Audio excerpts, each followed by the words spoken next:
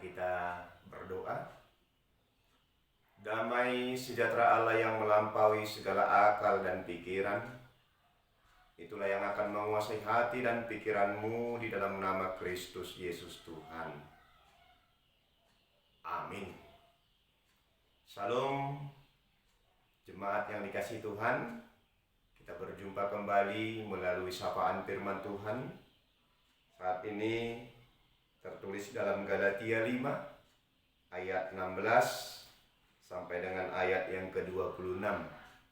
Galatia 5 ayat 16 sampai dengan ayat yang ke-26. Demikian firman Tuhan. Hidup menurut daging atau roh. Maksudku ialah hiduplah oleh roh, maka kamu tidak akan menuruti keinginan daging. Sebab keinginan daging berlawanan dengan keinginan roh, dan keinginan roh berlawanan dengan keinginan daging. Karena keduanya bertentangan, sehingga kamu setiap kali tidak melakukan apa yang kamu kehendaki. Akan tetapi jikalau kamu memberi dirimu dipimpin oleh roh, maka kamu tidak hidup di bawah hukum Taurat. Perbuatan daging telah nyata, yaitu percabulan, kecemaran, hawa nafsu, penyembahan berhala, sihir, perseteruan, perselisihan, iri hati, amarah, kepentingan diri sendiri, pencitraan, roh pemecah, kedengkian, kemabukan, pesta pora, dan sebagainya. Terhadap semuanya itu kuperingatkan kamu, seperti yang telah kubuat dahulu. Barang siapa melakukan hal-hal yang demikian, ia tidak dapat mendapat bagian dalam kerajaan Allah. Tetapi buah roh ialah kasih, sukacita, damai sejahtera, kesabaran, kemurahan, kebaikan, kesetiaan, kelemah lembutan, penguasaan diri. Tidak ada hukum yang menentang hal-hal itu.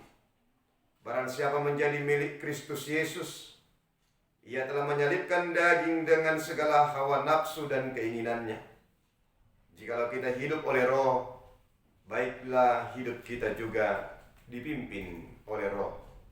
Dan janganlah kita gila hormat, janganlah kita saling menentang dan saling mendeki. Amin. Salam jemaat yang dikasihi Tuhan. Firman Tuhan hari ini kami berikan judul, hiduplah dipimpin oleh roh. Hiduplah dipimpin oleh roh. Bapak Ibu jemaat yang dikasihi Tuhan, doa dan pengharapan kita semua tetap dalam anugerah dan kesehatan yang daripada Tuhan hingga saat ini. Amin. Jemaat yang dikasihi Tuhan, kita mungkin sering mendengar istilah kata dipimpin. Kata ini mempunyai arti dibimbing dan dituntun untuk mencapai tujuan hasil yang diharapkan dari seorang yang memimpin kita. Oleh karena itu dipimpin mempunyai bentuk untuk menempa seseorang sesuai dengan apa dan siapa yang memimpin kita. Jikalau yang memimpin adalah baik, tentunya maka orang-orang yang akan dipimpin akan menjadi baik. Tetapi sebaliknya, jikalau yang memimpin tidak baik, maka yang dipimpin akan menuju ketidakbaikan. Dipimpin juga berbicara tentang kemauan, dan kemauan akan berhubungan dengan rasa. Ketika kita dipimpin adalah kerelaan untuk menuruti aturan yang akan kita kerjakan. Terkadang kita tidak mau dipimpin karena ada rasa yang tidak enak, ada rasa tertekan, rasa tidak bebas, rasa tidak puas, rasa terkekang, dan rasa yang tidak enak yang kita rasakan, maka kita tidak mau dipimpin. Kita hanya mau dipimpin jikalau apa? Ada rasa aman, rasa puas, rasa senang, rasa bebas. Semua tidak ada yang mengekang kehidupan kita. Semua adalah kesenangan. Itulah yang bisa membuat kita menjadi dipimpin. Jemaat yang dikasihi Tuhan, melalui firman Tuhan ini kita akan berbicara melalui apa yang dikatakan Paulus kepada jemaat Galatia. Kalau kita baca ayat 16 sampai ayat 18, ada satu statement. Dipimpin siapa hidupmu, kata Paulus? Daging atau roh? Paulus mengingatkan kehidupan jemaat Galatia tentang siapa yang memimpin kehidupan mereka. Ada dua kekuatan yang dapat memimpin hidup manusia. Yang pertama adalah dipimpin oleh daging, yang adalah sesuai dengan keberdosaan dunia. Dan yang kedua adalah dipimpin oleh roh, yang sesuai dengan kehendak Allah. Paulus menekankan bahwa mereka telah dimerdekakan dalam Kristus dari segala perbuatan dosa dan kedagingan. Tentunya orang-orang yang telah dimerdekakan tidak lagi terjajah oleh yang menjajah, melainkan dipimpin oleh siapa yang memerdekakan mereka. Inilah yang ditekankan Paulus dalam teks ini, supaya jemaat Galatia tidak lagi masuk dalam kehidupan kedagingan seperti dahulu, sebab mereka sudah merdeka. Paulus menekankan pentingnya hidup dipimpin oleh roh yang telah memerdekakan kehidupan kita. Yang pertama, hiduplah oleh roh, maka kamu tidak akan menuruti daging. Ya. Hiduplah menurut roh, maka kamu tidak akan menuruti kedagingan.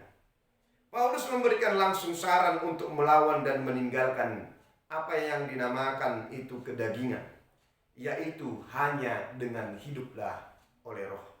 Artinya ada kesadaran dan kemauan untuk diperbaharui oleh Allah dengan hidup oleh roh Allah, supaya kedagingan tidak menguasai kehidupan kita. Yang kedua, hiduplah oleh roh, itu adalah untuk melakukan kehendak Allah. Hidup oleh roh adalah melakukan kehendak Allah. Paulus jelas mengatakan hidup oleh roh adalah hidup sesuai keinginan roh, dan keinginan roh akan bertentangan dengan keinginan daging.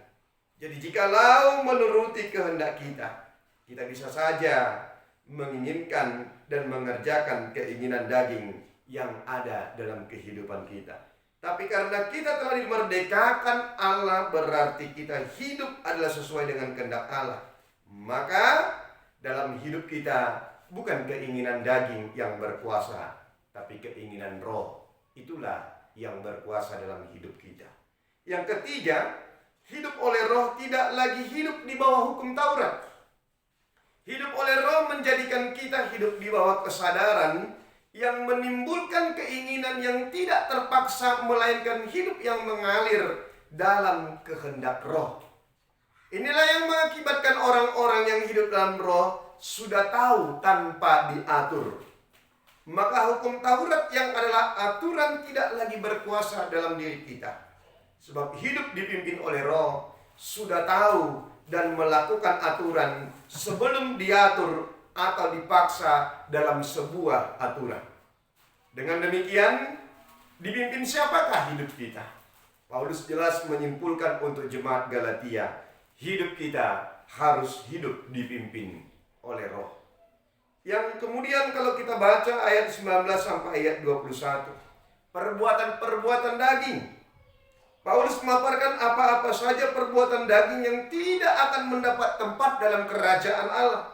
Percabulan, kecemaran, hawa nafsu, penyembahan berhala, sihir, perseteruan, perselisihan, iri hati, amarah, kepentingan diri sendiri, percederaan, roh pemecah, kedengkian, kemabukan, pesta pora, dan lain sebagainya.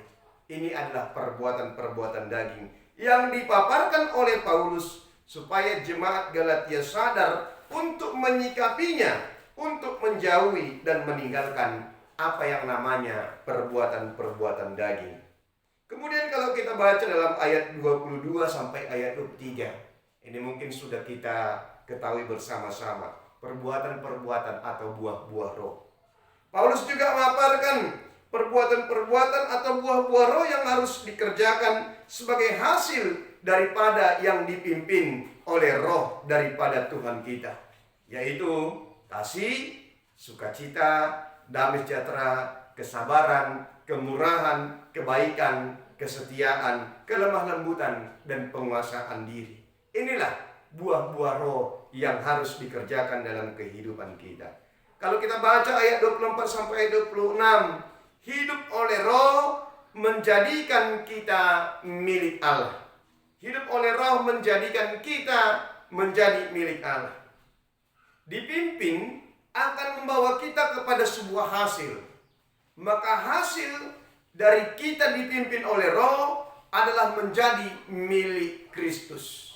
Oleh karena itu, sebagai milik Kristus, Paulus menekankan supaya kita menyalipkan keinginan daging, tidak gila hormat, dan saling menantang dalam kehidupan, dan saling mendeki satu dengan yang lain.